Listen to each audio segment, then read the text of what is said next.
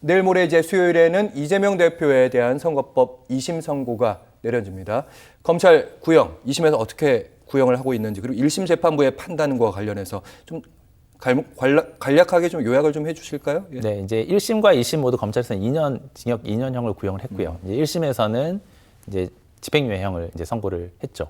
즉, 이제 이 사건이 관심이 되는 이유는 뭐냐면 이제 공직선거법 위반 혐의이기 때문에 벌금 100만 원을 넘어서는 이제 형이 선고가 될 경우에는 피선거권이 10년간 박탈이 됩니다. 이재명 대표 출마 3심까지 가면 확정되면 출마 못하는 거죠. 예. 그렇죠. 그래서 이제 일단 이재명 대표 측에서는 무죄를 받거나 유죄를 받더라도 이제 벌금 100만 원 이하의 형을 이제 받아야 되는 상황인데요. 말씀드린 것처럼 검찰은 징역 2년형을 구형을 했고 1심에서는 집행유예형이 선고가 된 상황이기 때문에 이재명 대표 측에서는 이제 말하자면 이제 이번 선고 때 무죄를 받거나 이제 100만 원 이하의 선고를 받아야 되는 상황에 처하게 된 것입니다. 예. 근데 실제로 이제 1심에서 문제가 됐던 것들은 이제 골프를 친 사실이 없다. 김문기 씨와 골프를 친 사실이 없다. 그리고 이제 백현동 관련해서 뭐 직무유기로 협박을 받았다. 이 두 가지 발언이 이제 문제가 된 것이거든요. 예. 그래서 이제 그 두 가지 발언 자체가 이제 허위 사실이 아니라는 점을 이제 이재명 대표 쪽에서는 중점적으로 변수를 했기 때문에 이제 그 부분에 대한 2심 판단이 어떻게 나올지 이제 이것을 이제 기다려야 되는 그런 상황입니다. 고 김문기 처장을 알았다 몰랐다부터 골프를 쳤다, 사진을 조작했다, 여러 가지 허위 발언들이라고 이제 지목한 부분인데 2심에서 2심 재판부가 공소장을 좀 변경해라.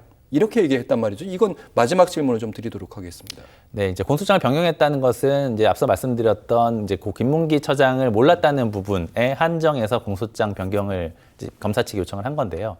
이제 1심에서 기소된 내용을 보면 이제 이재명 대표가 방송사에 출연해서 한 발언들이 예. 이제 김문기 전 처장을 몰랐다는 취지의 허위 사실 발언을 했다는 식으로 공소장이 기재가 되어 있었습니다. 예. 1심 재판부가 이제 그걸 구분을 해서 몰랐다라고 한 부분은 뭐 무죄, 골프를 친 사실은 없다라는 부분은 유죄, 이제 이렇게 구분해서 판단을 했거든요. 그랬죠. 예. 이제 그렇기 때문에 항소심에서는 그 부분을 공소 사실 자체를 그런 식으로 구분을 해달라, 이제 이렇게 요청을 한 것이기 때문에 사실 공소장 변경 신청이 뭐 검찰 측에 유리할지, 뭐 이재명 대표 측에 유리할지는 뭐 그렇게 영향력이 없는 사안이 아닌가, 이제 그렇게 판단이 됩니다.